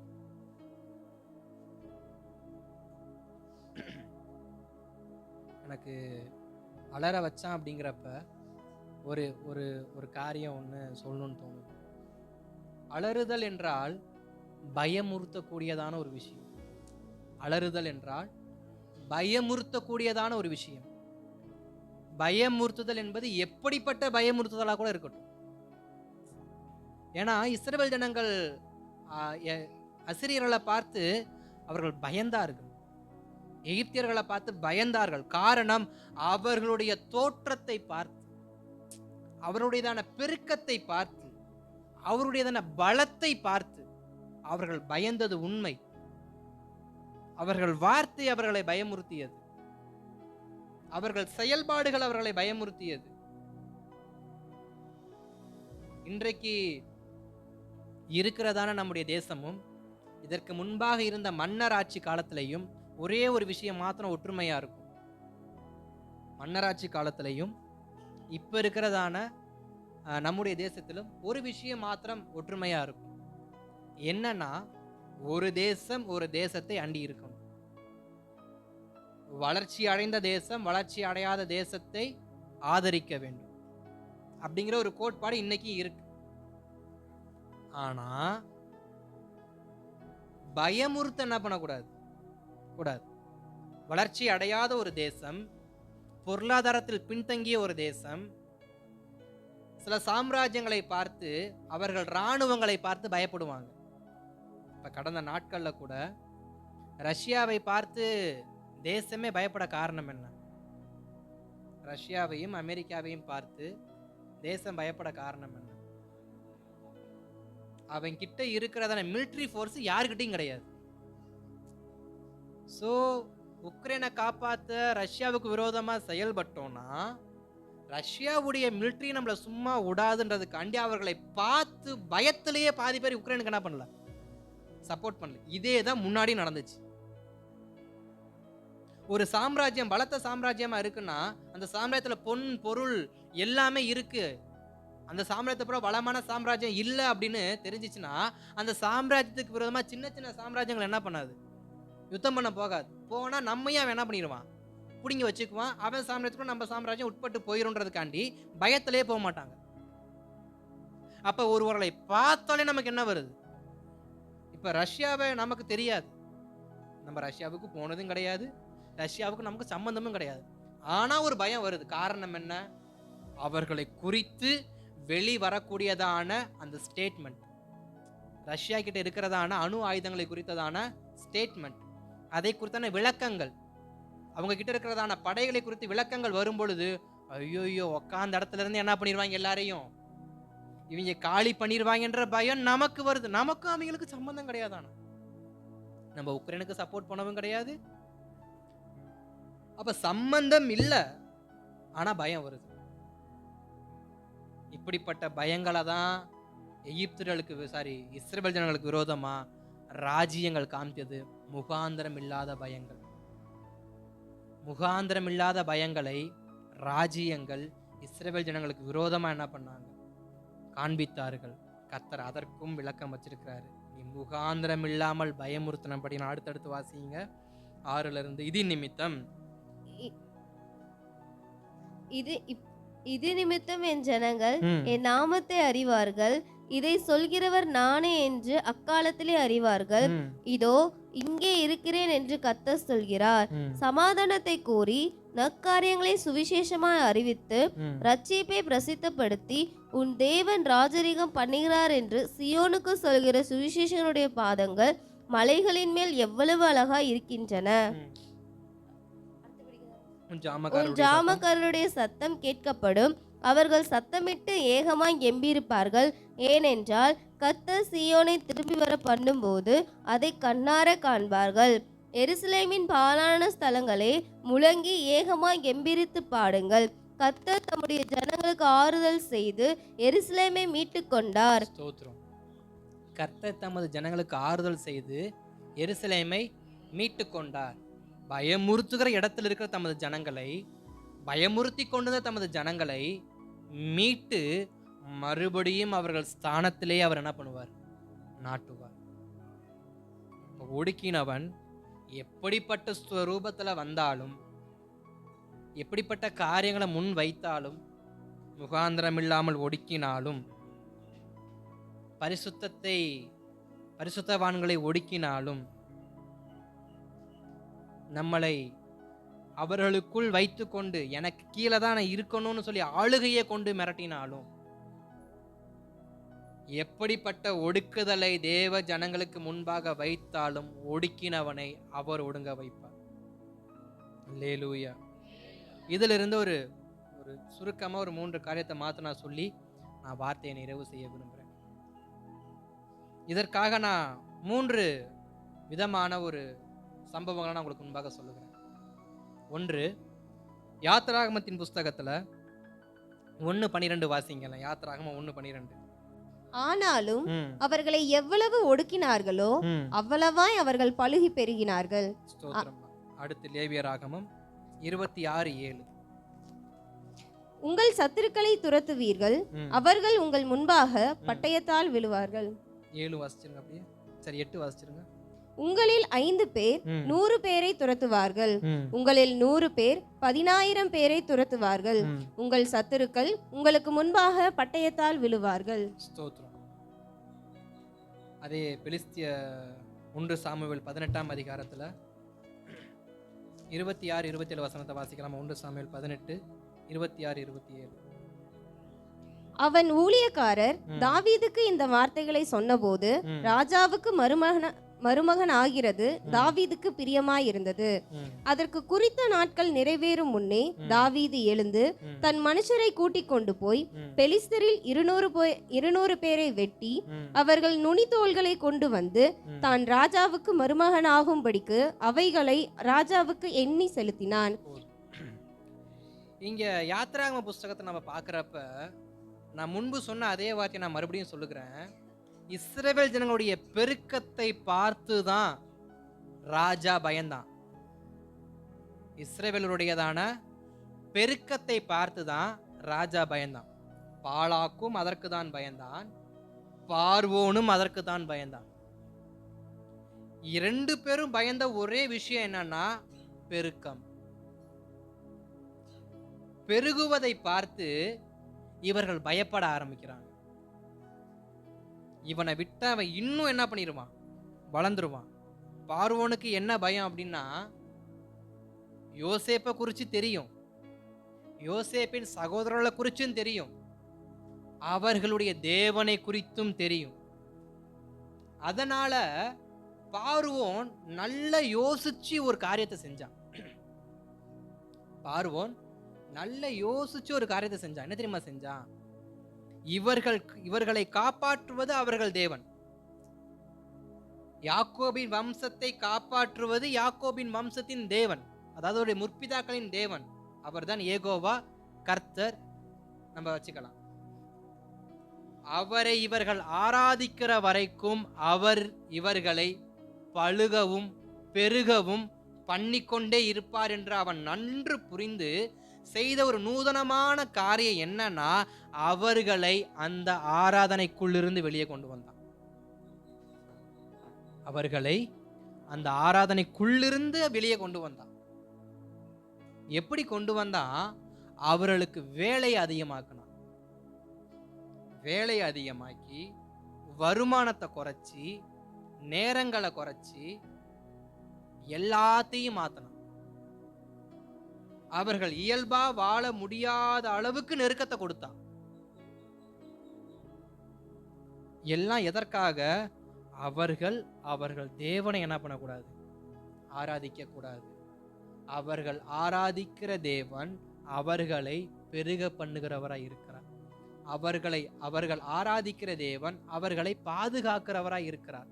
அவர்கள் ஆராதிக்கிற தேவன் அவர்களுக்கு அலங்கமாய் இருக்கிறார் என்பதை பார்வோன் அறிந்து அவர்களுக்கே தெரியாம ஒரு நூதனமான காரியம்தான் அவர்களை வேலை வாங்குவது. இது இன்னைக்கு நடக்குதா இல்லையா? இன்றைக்கும் இது நடக்குது. தேவ ஜனங்கள் தேவனோடு ஐக்கியமா இருக்காதபடிக்கு இன்றைக்கும் வேலைகள் என்ன பண்ணுது, வந்து கொண்டுதான் இருக்கு. இது யாருடைய செய்கைனா பார்வோனுடைய செய்கை. அன்றைக்கு பிடித்தது இன்றைக்கு வரைக்கும் என்ன பண்ணுது, தேவ ஜனங்களே தொடர்ந்து வந்துகிட்டே தான் இருக்கு. இதை தேவ ஜனங்கள் சரியா என்ன பண்றதில்ல, புரிந்து கொள்றதில்ல. நன்றாக ஒன்று புரிஞ்சுக்கோங்க, உங்களை தேவ சமூகத்துக்குள் நெருங்க விடாமல் சில காரியங்கள் தடுக்குதுன்னா அது உங்களுக்கான வேலை கிடையாது, அது பார்வோனின் செயல். பார்வோன் தான் அந்த வேலையை பார்ப்பான். என்ன வேலைய? இவர்கள் தேவனை ஆராதிக்க கூடாது. முதலாவது, ஒருவன் தேவனோடு இருக்கிற உறவை துண்டித்தால் அவன் தேவனோடு இருக்கிறதான பாதுகாப்பு துண்டிக்கப்படும். அவனுக்கு தேவன் கொடுக்கிறதான அடைக்கலங்கள் துண்டிக்கப்படும். அவனுக்கு தேவன் கொடுக்கிறதான பெருக்கங்கள் துண்டிக்கப்படும். ஒருவன் தேவனை விட்டு விலகினால் அவனுக்கு கிடைக்க வேண்டிய சகல பாதுகாப்பும் சகல விதமான சௌகரியங்களும் கிடைக்காமல் துண்டிக்கப்படும். அடுத்து அவன் ஆதரவுக்கு யார்கிட்ட தான் போகணும்? மனுஷனை தேடி தான் போகணும். புரிஞ்சிருக்கும்னு நினைக்கிறேன். தேவனை துண்டித்து செயல்பட்டால் தேவனிடத்திலிருந்து வரக்கூடிய ஆதரவு நமக்கு கிடைக்காது. ஆதரவு கிடைக்கலன்னு நம்ம மனுஷனை ஆதரவு தேடி போவோம், அவன் நம்மை ஒடுக்க ஆரம்பிப்பான். அப்ப ஒடுக்கத்தின் ஆரம்பம் எங்க இருக்கு? தேவ சமூகத்தை துண்டிப்பதில். தேவ சமூகத்தை துண்டித்தால் தேவனிடத்திலிருந்து ஒத்தாசைகள் துண்டிக்கப்படும். இப்ப தானா யாரை தேடி போவான்? மனுஷனை தேடி மனுஷன்கிட்ட உதவி தேடி போவான். எனக்கு கொஞ்சம் உதவி செய்யுங்க, நெருக்கம் அதிகமாயிருச்சு, கஷ்டம் அதிகமாயிருச்சு, அவங்க வீட்டுக்கு வராங்க, இவங்க வீட்டுக்கு வராங்க, நான் எதையாவது ஒன்று செய்து முடிக்கணும். இவன் மனுஷனை தேடி போவான். மனுஷன் காத்துக்கிட்டு இருந்தவன், கழுகை போல கண் கொத்தி பாம்பை போல பார்த்து கொண்டிருந்தவன் வந்த உடனே தூக்கிடுவான். அதற்கு அப்புறமா நினைச்சாலும் அவங்கிட்ட இருந்து விடுதலையாகி வர முடியாது. இஸ்ரவேல் ஜனங்கள் பார்வோன் இப்படிப்பட்ட நூதனமான ஒரு காரியத்தை தங்களுக்குள்ள கொண்டு வரான்னு தெரியாம அவன் வலைக்குள் விழுந்து தேவனை துண்டித்து ஜபத்தை மறந்து தேவனுக்கு பலி செலுத்துவதை மறந்து தேவனையே மறந்துதான் வாழ்ந்தாங்க 400 வருஷமா. அடிமையின் வாழ்க்கை. இவன் செஞ்ச ஒரே ஒரு காரியம், அவர்கள் பெருகிடக்கூடாது, அவர்கள் தேவனை ஆராதிக்க கூடாது.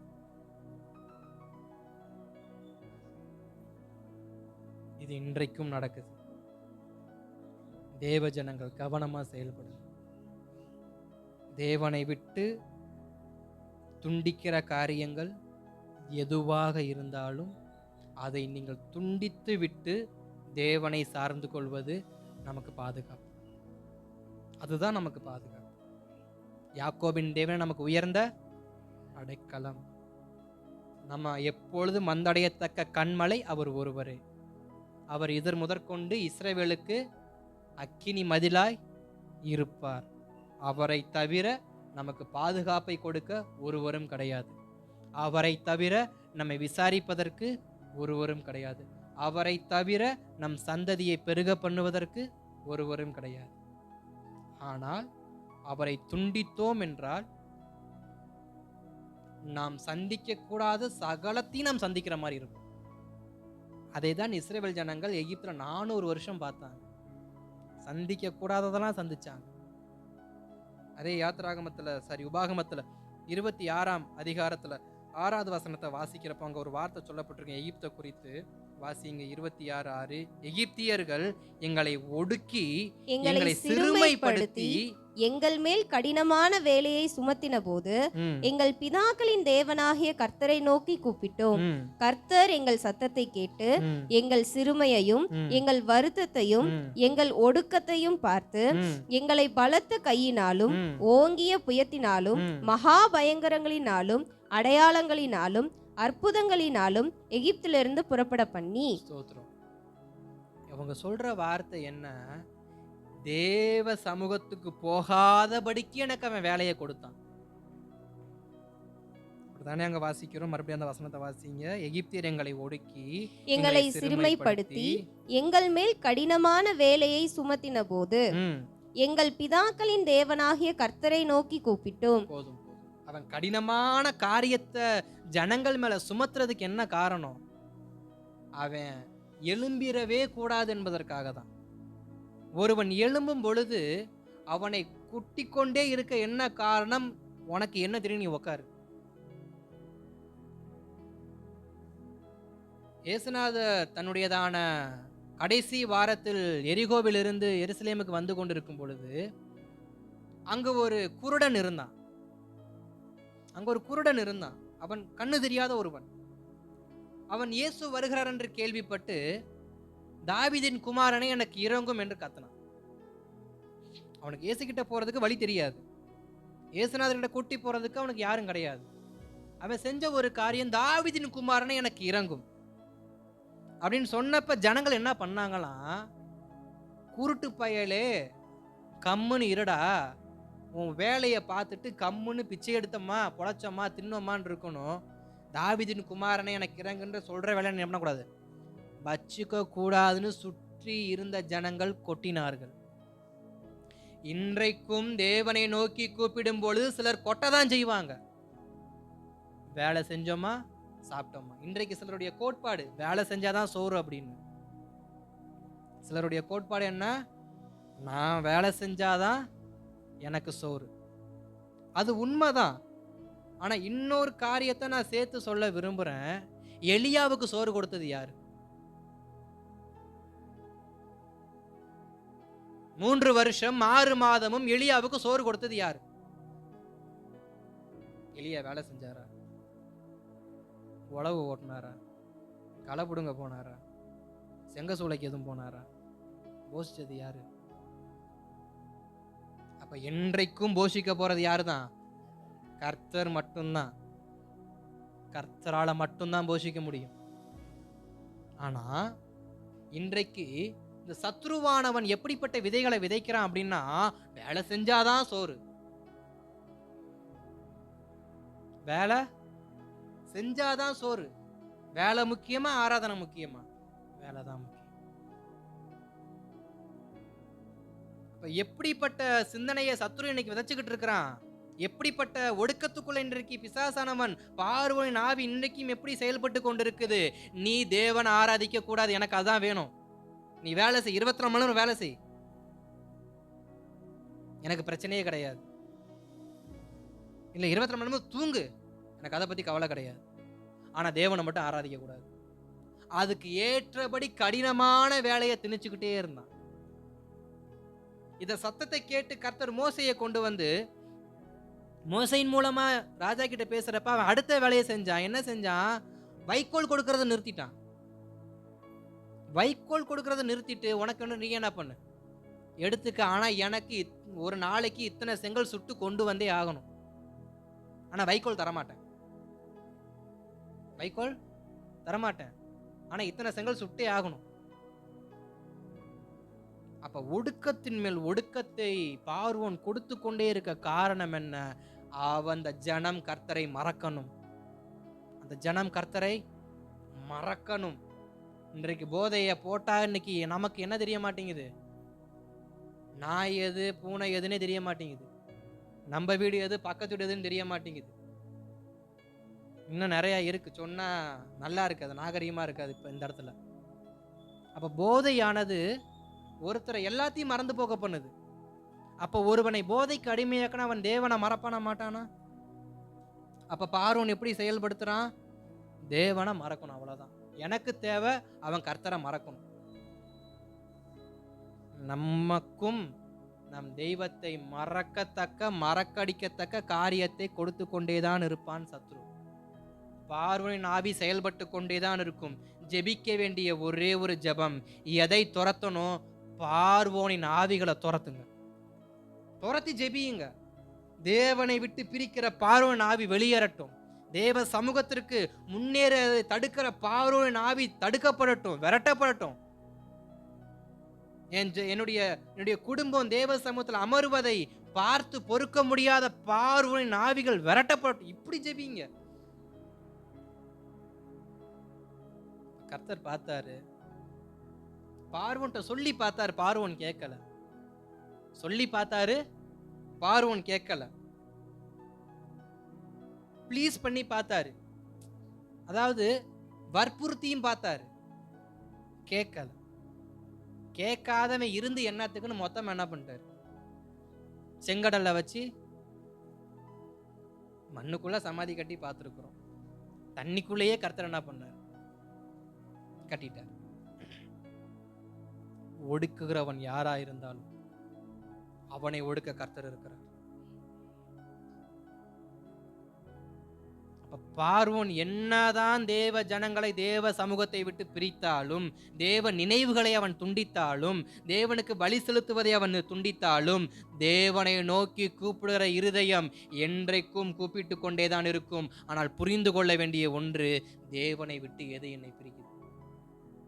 அப்போஸ்தலன் பவுல் அழகா சொல்லுவார், எது என்னை பிரிக்கும்?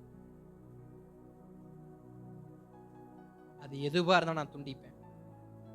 அது பவுலுடைய ஸ்டேட்மெண்ட். அப்ப நாம் ஒரு காரியத்தை செய்யணும்னா, நம்மை ஒடுக்குகிறவர்கள் ஒடுக்கப்படணும்னா, தேவ சமூகத்திலிருந்து நம்மை பிரிக்கிறதை நாம் துண்டிக்கணும். தேவ சமூகத்தை விட்டு நம்மை பிரிக்கக்கூடிய காரியத்தை துண்டிக்கணும். எதுவா இருந்தாலும் சரி, துண்டிக்கப்பட்டே ஆக வேண்டும். இரண்டாவது, லேவியராகமத்தை திருப்பிக் கொள்வோம்.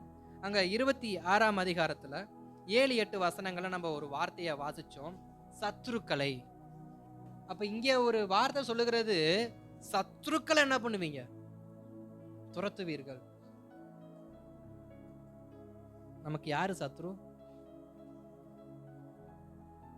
எல்லாம் சொல்லுங்க, நமக்கு யாரு சத்ரு?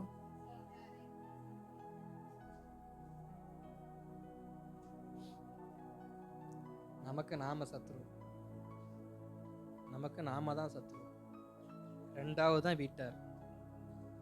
முதல் சத்ரு நான் தான், எனக்கு நான் தான் சத்ரு. ரெண்டாவது வீட்டார், மூணாவது தான் பாவம் பிசாசு. அவன் அப்புறாணியா, அவனுக்கு ஒன்றும் தெரியாது, செய்யறதெல்லாம் நம்ம பேருக்கு தான், பேரு தான் அவனுக்கு. அதாவது ஒரு பழமொழி சொல்லுவாங்கல்ல, நொங்க தின்னவன் ஒருத்தன், நோண்டி தின்னவன் ஒருத்தன் அப்படின்னு. செய்யறதெல்லாம் நம்ம, பழி மட்டும் அவன் மேல. புரியும் நினைக்கிறேன். செய்யறதெல்லாம் நான், பழி மட்டும் பிசாசனைய சோதிச்சுட்டான் பாஸ்டர். நான் போகக்கூடாதுன்னு தான் நினைச்சேன், ஏன் போன? நான் பேசக்கூடாதுன்னு தான் நினைச்சேன், ஏன் பேசுன?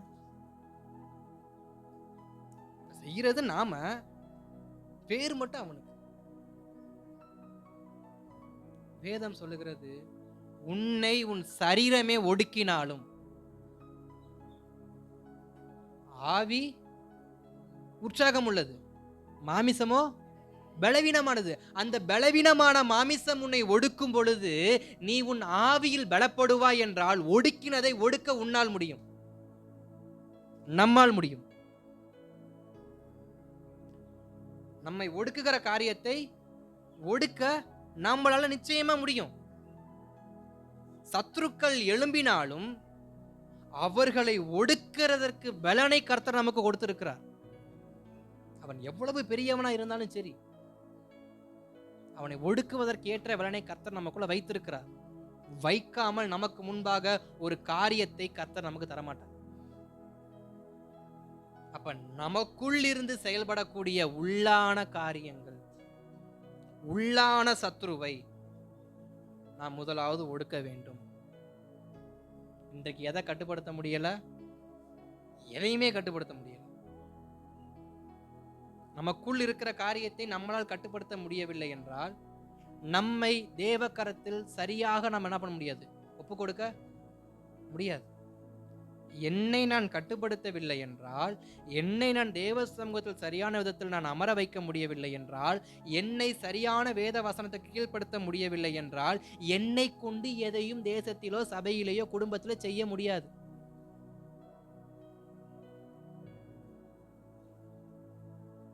எனக்குள் யூதாவை கர்த்தர் பயன்படுத்த காரணம் என்ன?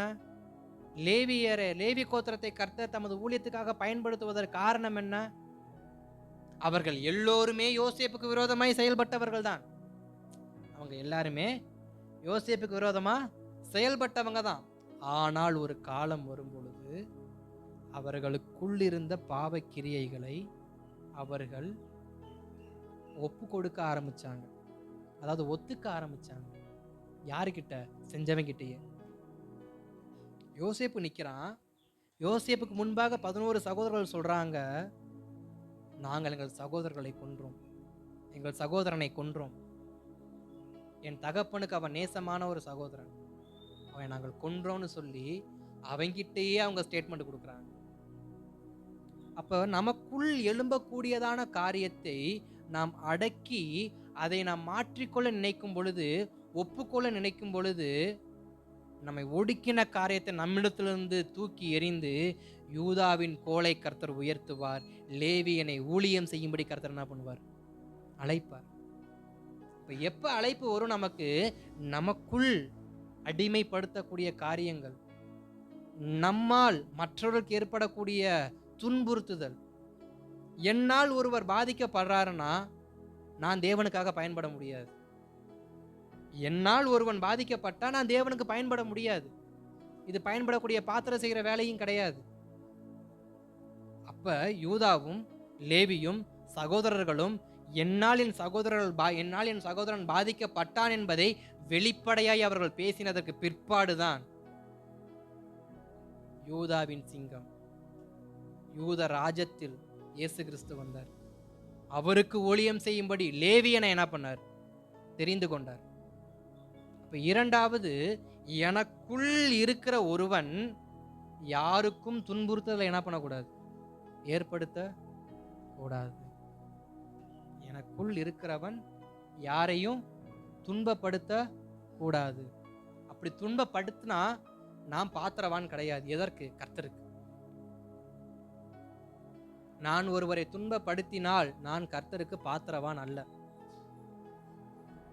இதை தெளிவாக கொஞ்சம் என்ன பண்ணணும், புரிஞ்சுக்கணும். அப்ப ஒடுக்கினவன் ஒடுக்கப்படணும் அப்படின்னா நான் இன்னொருவனை என்ன பண்ணக்கூடாது, துன்பப்படுத்தக்கூடாது. என்னால் ஒருவன் துன்பத்தை அனுபவிக்க கூடாது. மூன்றாவது, இந்த சம்பவம் உங்களுக்கு நல்லா தெரியுன்றதுனால நான் வேகமாக சொல்லி முடிக்கிறேன், சுருக்கமாக சொல்லி முடிக்கிறேன். சவுலை குறித்தும் தாவீதை குறித்தும் நமக்கு நன்றாக தெரியும். 18ஆம் அதிகாரத்தில் 1 சாமுவேல் 18ஆம் அதிகாரத்தில் 11வது வசனத்தில் சவுல் தாவீதுக்கு நேராக தன் ஈட்டியை எறிவான், தாவீதை கொல்ல வேண்டும் என்று சொல்லி. சுமார் 20 முறைக்கு மேல தாவீதை கொல்லுவதற்கு சவுல் ராஜா திட்டம் போட்டான். 20 முறைக்கு மேல சவுல் தாவீதை கொல்ல வேண்டும் என்று திட்டம் போட்டான். ஆனா தாவீதோ தப்பித்து தான் ஓடனான். தாவீது தப்பிச்சு தான் ஓடனான். ஆனா ஒரு காலமும் தாவீது தன்னுடையதான மாமனாருக்கு விரோதமா செயல்பட்டதில்லை. மாமனார் வேணாம், தேசத்தின் ராஜாவுக்கு விரோதமா என்ன பண்ணதில்லை. ஏன்னா மாமனார் சொன்னா உறவு முறையை குறிச்சிடும். தேசத்தின் ராஜாவுக்காண்டி என்ன பண்ணதில்லை, செயல்பட்டதில்லை. ஆனா தேசத்தின் ராஜா தன் தேசத்தில் இருக்கக்கூடிய ஒரு சாதாரண ஒரு பையன் என்ன பண்றாரு, கொல்லணும் கொல்லணும் கொல்லணும்னு திட்டம் போட்டுக்கிட்டே இருக்கிறார். ஒண்ணுமே பலிக்கல. அதே 18ஆம் அதிகாரத்தில் 25வது வசனத்துல வரப்ப இவனை நம்ப கொன்னாதான் பிரச்சனை, நான் கொன்னா பிரச்சனை. சோ இவனை பெலிஸ்தர்கிட்ட அனுப்பி விட்டா என்ன ஆகும், அவங்க இவனை என்ன பண்ணிடுவாங்க, கொன்றுவாங்க அப்படின்னு சொல்லிட்டு பெலிஸ்தர்கிட்ட என்ன பண்ணான், அனுப்பி வச்சான். என் பொண்ணை கட்டிக்கணும்னா ஃபர்ஸ்ட் என்ன சொன்னா, கோலியாத்தை தோக்கடிக்கணும்னு என் பொண்ணை தரேன்னு சொன்னான். இப்போ என்ன சொல்றான், பெலிஸ்தரை நுனித்தோலை 100 வெட்டி கொண்டு வரவனுக்கு என் பொண்ணை என்ன பண்றான். இப்போ அடுத்த கான்செப்ட் எப்படி மாத்துறாங்க, பெலிஸ்தர்களை வச்சு தாவீதை கொன்றணும் அப்படின்னு. அப்படியே பிளான் எக்ஸிக்யூட் ஆகிட்டே இருக்கு. தாவீது என்ன பண்றான், ஓடிக்கிட்டே இருக்கிறார். துரத்துறது யாரு, சவுல். ஓடுறது யாரு, தாவீது. சவுல் துரத்த, தாவீது ஓட. இதுதான் தாவீதுடைய ஒரு 10-15 ஆண்டு கால வாழ்க்கை. சவுல் துரத்த, தாவீது ஓட, சவுல் துரத்த, தாவீது ஓட. இப்படியே தான் இருந்துச்சு. ஆனா இதுல சவுல் கற்றுக்கொள்ளாத ஒரு காரியத்தை தாவீது கற்றுக்கொண்டான். என்ன அப்படின்னா, அபிஷேகம் பண்ணினவனுக்கு விரோதமாக நான் என்ன பண்ண மாட்டேன், செயல்பட மாட்டேங்கிற சத்தியத்தை சவுல் புரிஞ்சு கொள்ளல, தாவீது புரிந்து கொண்டான். தாவீது சொல்றாரு, சவுல் அபிஷேகம் பண்ணப்பட்ட ஒரு மனுஷன், அவருக்கு விரோதமான கரத்தை உயர்த்த மாட்டேன், அதனால் நான் ஓடுறேன். ஓடுறது எனக்கு ஒன்றும் புதுசு கிடையாது, நான் ஓடுறேன். தாவீது ஓடுறாரு, சவுல் துரத்துறாரு. ஆனா சவுலுக்கு அந்த சத்தியம் தெரியல. இன்றைக்கு சத்தியம் தெரியவில்லை என்றால், சத்தியத்தை ஆழமாய் நாம் புரிந்து கொள்ளவில்லை என்றால், இந்த உலகம் நம்மை துரத்தி கொண்டேதான் இருக்கும். ஒரு ஆத்துமா சத்தியத்தில் நிலைத்திராமல் போச்சுன்னா, ஒரு ஆத்துமா வேத வசனத்துல நிலைத்திராமல் போச்சுன்னா, அந்த ஆத்துமாவுக்கு இளைப்பாறுதல் என்பது கிடைக்கவே கிடைக்காது, ஓடிக்கிட்டே தான் இருக்கும். இயேசுநாதரை இங்கிருந்து அங்க, அங்கிருந்து இங்கன்னு பிசாசு ஏறி ஏறி இறங்க பண்ண காரணம் என்ன, அவரை எப்படியாவது தன் வலைக்குள்ள என்ன பண்ணிடணும், விழ வச்சிடணும்னு விரட்டிக்கிட்டே இருந்தான் மத்தேயு 4ஆம் அதிகாரத்துல. ஆனா இயேசுநாதரோ வார்த்தை என்னும் சத்தியத்தை, வசனம் என்னும் சத்தியத்தை மேற்கோள் காட்டி அவனை அவர் துரத்தினார். அப்ப இங்க தாவீது கற்று ஒரு சத்தியத்தை அவர் சொல்றாரு, அபிஷேகம் பண்ணவன நான் ஒரு நாள் என்ன பண்ண மாட்டேன், கொல்ல மாட்டேன். சத்தியம் தெரிந்திருந்தால் துரத்தினவனையும் துரத்தலாம். சத்தியத்தில் ஒரு ஆத்துமா நிலைத்திருக்கும் என்றால் துரத்தினவனையும் துரத்தலாம். தாவீது சத்தியத்தை புரிந்து கொண்டான். கர்த்தர் தாவீதை துரத்தினதான சவுலை துரத்த வைத்தார். சவுலின் சந்ததி தாவீது கண்களுக்கு முன்பாகவே இல்லாமல் போச்சு. அப்ப நீங்க புரிஞ்சுக்க வேண்டிய இன்னொரு காரியம், ஒடுக்கினவனை, அதாவது துரத்துறவனை துரத்தணும்னா சத்தியத்தை நிக்கணும், சத்தியத்தை பிடிச்சுக்கணும், சத்தியத்துல ஆழமா நிக்கணும். நீங்க தப்பா எடுத்துக்க மாட்டீங்கன்னா நான் உங்களுக்கு ஒரு ஒரு அன்பான ஒரு காரியத்தை நான் சொல்றேன். வசனத்தை தவிர, வேத சத்தியத்தை தவிர வேற யாரு பேச்சையும் கேட்காதீங்க. இதுல சொல்லப்பட்டிருக்க வேத வசனத்தை தவிர, இதுல சொல்லப்பட்டிருக்க தீர்க்க தரிசனத்தை தவிர வேற யாரு பேச்சையும் கேட்காதீங்க. வேற யாருக்கிட்டையும் போய் நிக்காதீங்க. வேற யாருக்கும் இந்த லெட்டர் எழுதுற பழக்கம் என்ன பண்ண வேணாம், வச்சுக்க வேணாம். உங்க கரத்துல கர்த்தர் பதில கொடுத்திருக்காரு. உங்க கரத்துல கர்த்தர் வேதம் என்னும் இந்த பதில கொடுத்திருக்கிறார். அப்படி இருக்கிறப்ப இன்னொரு மனுஷன் கிட்ட போய் பதில் கேட்கணும் நமக்கு அவசியம் இல்லை. இன்னொரு மனுஷன் கிட்ட போய் நம்ம லெட்டர் எழுதி கேட்கணும்னு அவசியம் இல்லை. இன்னொரு இடத்துக்கு போய் அவசியம் இல்லை. பதில் நம்ம கையில இருக்கு. பதில் நம்ம கையில இருக்கு.